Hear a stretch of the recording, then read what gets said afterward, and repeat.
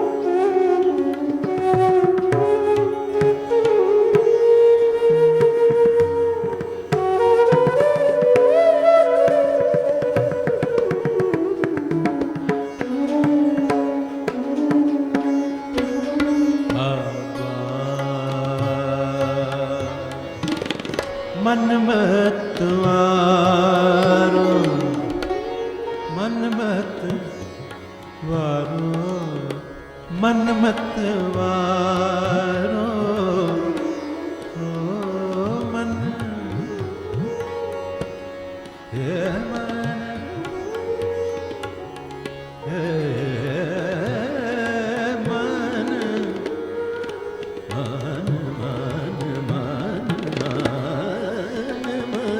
मन मन मत वारो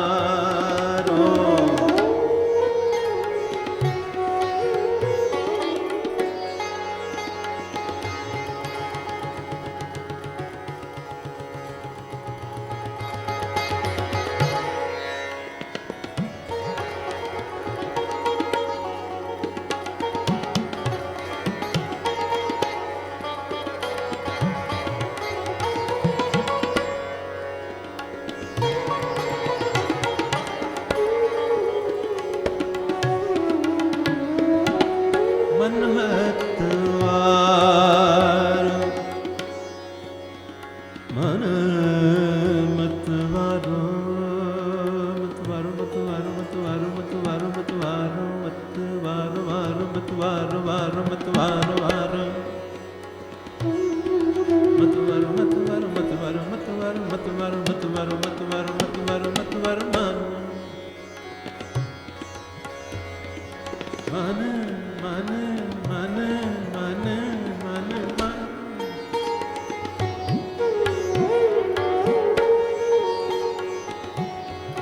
मन मन मन मन मन मन मन मत वारो नाम रस पीवे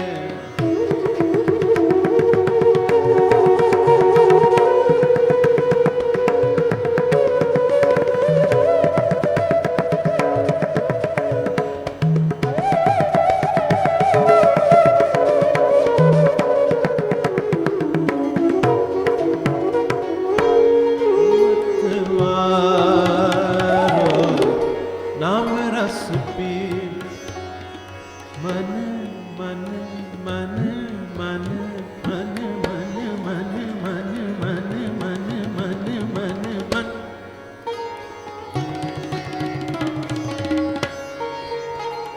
मान मान मान मान मान मान मान मान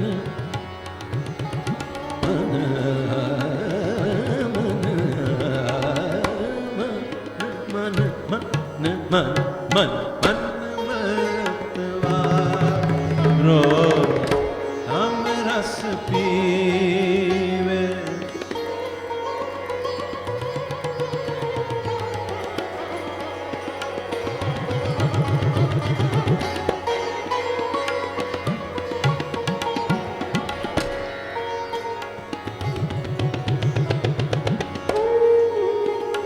नव रस पीवे पीवे पीवे पीवे पीवे पीवे मन मत वारो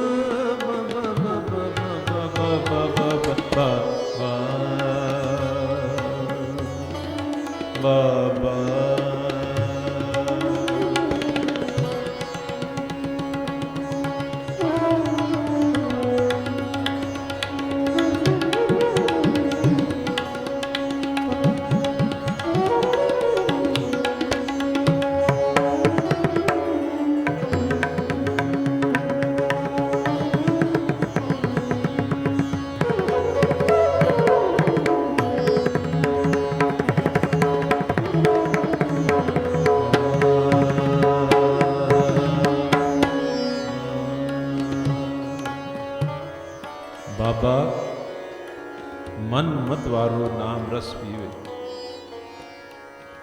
ये जो वर्णन किया गुरु नानक देव जी ने, जो कलयुग की तस्वीर खिंची है कि ये अग्नि का एक रथ है जिस दे विच सारी सृष्टि सवार हुई है, सड़ रही है, बुझ रही है, जल रही है। लेकिन गुरु नानक देव जी महाराज की मन की अवस्था, वो कहते मेरा मन मतवाला है, मस्ती है, खुमारी है, नाम रस पीवे। और वो सानू सड़द्या जलद्या भुजद्या ऐसी नाम की खुमारी चढ़ानी चाहते हैं, मस्ती देनी चाहते हैं, जिस दे वास्ते समझा रहे हैं। तो उसनू समझण दे लई ही ये प्रयास है कि पहला असी समझिए अच्छी तरह कि असी किस किस्म के समय चो गुजर रहे हैं, किस किस्म के दौर के विचों गुजर रहे हैं।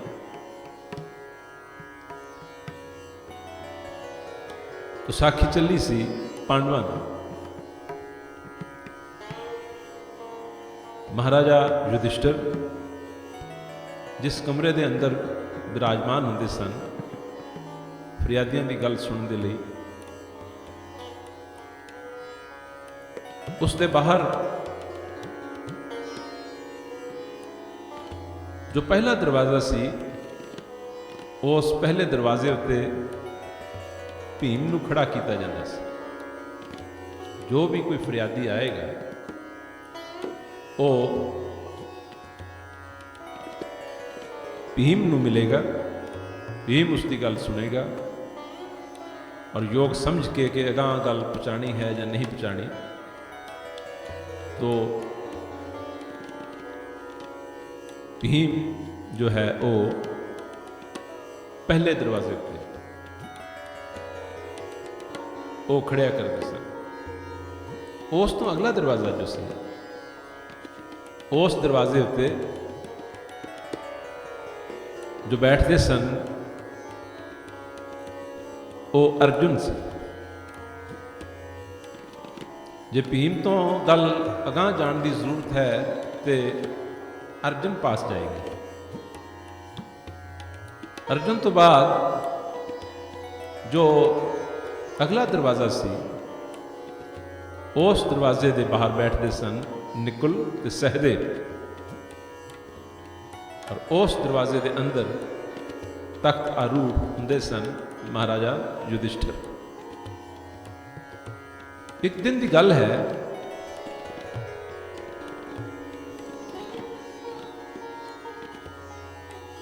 कि महाराजा युधिष्ठिर अपने अंदर कमरे दे विच विराजमान हैं, बाकी भाई आपो अपनी थां ते हैं। तो एक बंदा आंदा है, आके भीम नूं मिलदा है। भीम नूं आखदा है कि मैं महाराजा युधिष्ठिर नूं मिलना चाहना। भीम आखण लगा सब तो पहला तू अपनी गल जो भी है वो मैनू सुना, मैनू दस, हो सकता तेरी गल का समाधान इत्थे ही हो जाए। तू पहला मैनू अपनी गल सुना। वो आखण लगा कि अज मैं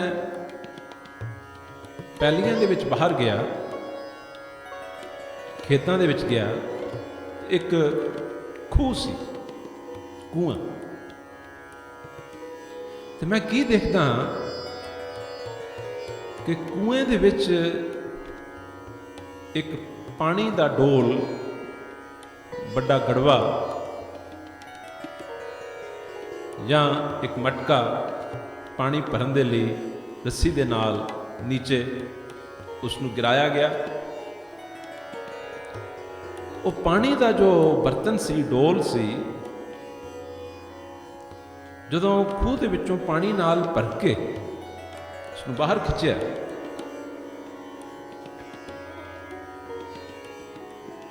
बाहर आ गया तो नज़दीक ही 10 ਘੜੇ 10 ਮਟਕੇ ਹੋਰ ਪਏ ਸਨ ਤੇ ਉਹ ਇੱਕ ਪਾਣੀ ਦੇ ਡੋਲ ਦੇ ਨਾਲ ਦਸੇ ਦੇ ਦਸੇ ਜੋ ਘੜੇ ਸਨ ਉਹ ਭਰ ਗਏ। ਮੈਂ ਹੈਰਾਨ ਹੋਇਆ ਕਿ ਇਹ 10 ਦੇ 10 ਘੜੇ ਪਾਣੀ ਦੇ ਇੱਕ ਡੋਲ ਨਾਲ ਕਿਵੇਂ ਭਰ ਗਏ। ਔਰ ਇਸ ਤੋਂ ਬਾਅਦ ਹੋਰ ਅਚਰਜਤਾ ਦੀ ਗੱਲ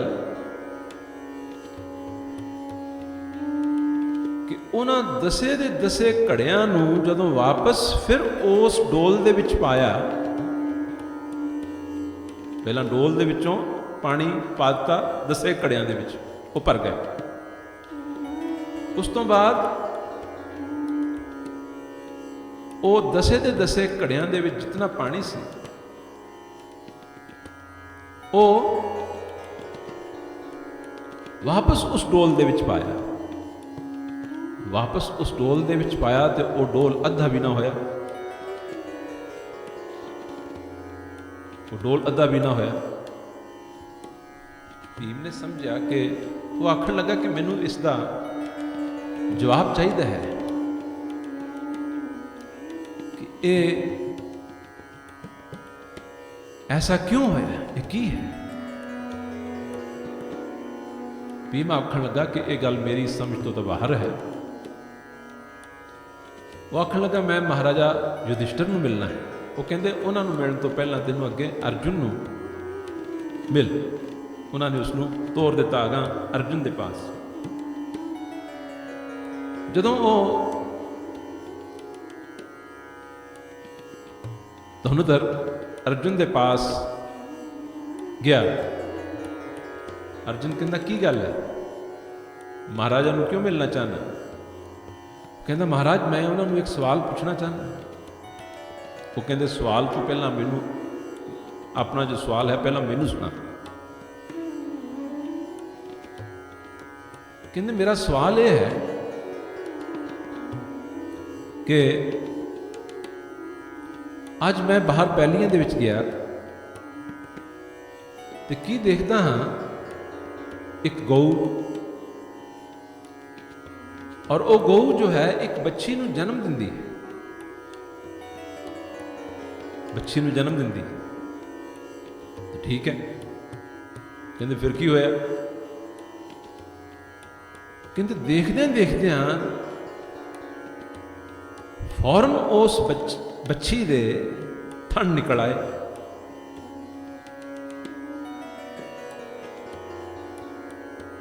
और फिर की होया, गऊ जो सी वो उस बच्ची दा दुध चुंगण लग गई।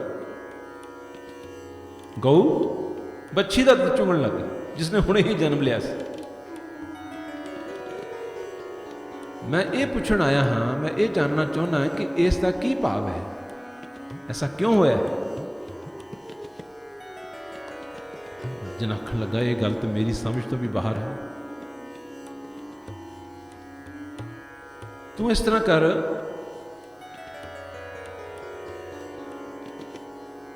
अगां जा, निकुल सहदेव जिथे हैं उन्होंने पास जा। निकुल दे कोल गया। निकुल कहता की सवाल है तेरा। सवाल मेरा यह है, कल मैं एक अजीब करिश्मा देखा। एक पैली है, खेत, उस दे विच फसल उगी हुई है और फसल नूं बचाने दे वास्ते कि जानवर इसके अंदर ना बढ़ जान, कोई इसका नुकसान ना करे, आले दुआले वाड़ लगा दी गई। फेंस जो है वो लगा दी गई, वाड़ कर दी गई। आम खेतों के आले दुआले वाड़ होंदी है। कहते फिर की होया। कहते आश्चर्यता की गल है कि जिस वाड़ ने पैली नूं बचाना सी, खेत नूं बचाना सी कि होर बाहरों पशु आके वो ना खा जान, पर देखद्या देखद्या वो वाड़ ही खेत नूं खाण लग पई। तो मैं ये जानना चाहना कि ऐसा किवें हो गया। लेकिन भीम दे पास जदों गया कहानी कुछ होर सी, अर्जुन दे पास गया कहानी कुछ होर सी, निकुल दे पास गया तो कहानी कुछ होर सी। निकुल आखदा है कि महाराजा युधिष्ठिर तक पहुंचण तो पहला तेनू सहदेव नू मिलना पेगा, उन्हां दी मंजूरी नाल ही तू अंदर जा सकेगा। सहदेव के पास चले गए। सहदेव ने पूछा किवें आए हो? जी मैं एक सवाल लैके आया हाँ, मेरी समझ दे विच नहीं आ रहा। वो कहते की है? आखन लगा कि अज मैं बाहर जंगल बियाबान पहाड़ दे विच गया तो देखना हाँ कि पहाड़ की उच्ची चोटी तो एक बहुत भारा बहुत वड्डा जो पत्थर है वो गिर गया है और रुड़दा आंदा है थल्ले में। वो इतना वड्डा है और इतना भारा है कि उस दे रस्ते दे विच जो भी आंदा है, बड़े बड़े दरख्त आते हैं, वो उन्होंने उड़ाई जाता है, तोड़ी जाता है, कुछ नहीं बच रहा उस दे रस्ते, जो आ रहा वो खत्म होता जा रहा। कहते फिर की होया? जापदा सी कि ये पहाड़ तो जो पत्थर गिरया है ये थले आएगा, फिर जिहड़ी बस्ती है उसनों भी सारी दी सारी नूं खत्म कर दे। कहते फिर की होया? कहते फिर देखा कि एक मनुख उस पत्थर के रस्ते दे विच आके सामने खलो गया और उस दे हाथ विच एक पतला जा बरीक जिहा नाजुक जिहा धागा सी।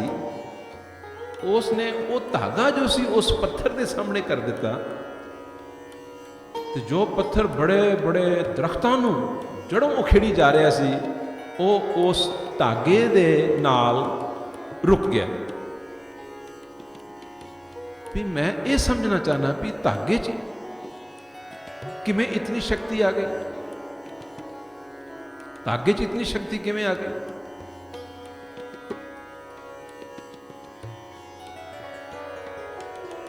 ये गल सुनाउण तो बाद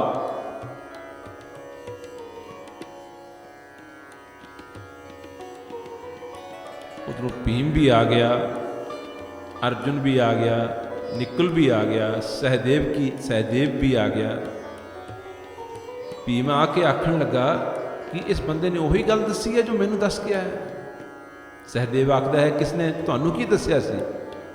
भीम ने वो दसिया जो उसने भीम नू दसिया सी। अर्जुन ने चारे भरावां दे विच गल हो रही है, अर्जुन वो दसदा है जो अर्जुन नू दसिया, निकुल वो दसदा है जो निकुल नू दसिया। जदों सहदेव दस रहा सी वो बंदा भज पिया, वो उथों दौड़ गया, देखदे देखदे आलोप हो गया। दूसरे दिन ये बड़े परेशान हैं कि कौन सी, ये की बला सी, इसकी एक भी गल साड़ी समझ दे विच नहीं आई, ये कौन सी? तो कृष्ण भगवान जी के पास पहुँचते हैं। कृष्ण जी ने दसिया, कृष्ण भगवान कहते कल नूं जदों तुसीं अपना पाठ भजन करके पूजा आदि करके वेले होवोगे अमृत वेले, उदों मेरे पास आए, फिर इसका तुहानूं राज दसिया जाएगा।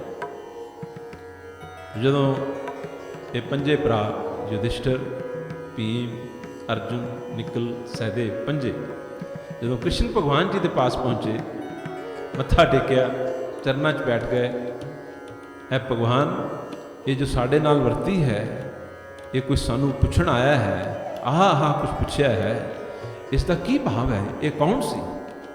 कृष्ण भगवान आखन लगे कि ये जो तुहाडे पास आया सी ये कलयुग सी।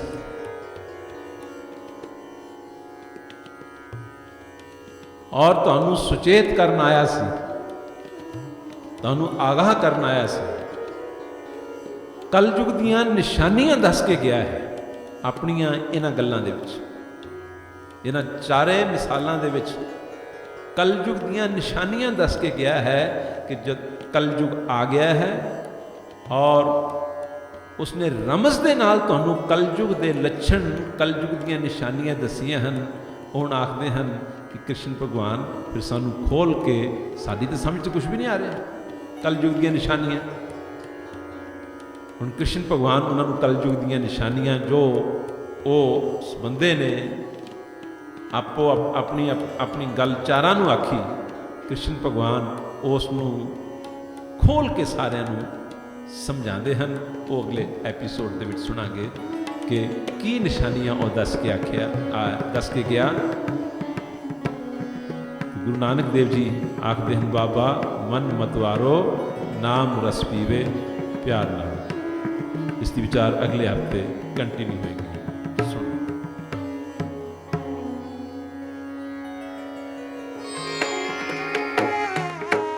बाणी गुरु गुरु है बाणी बाणी बाणी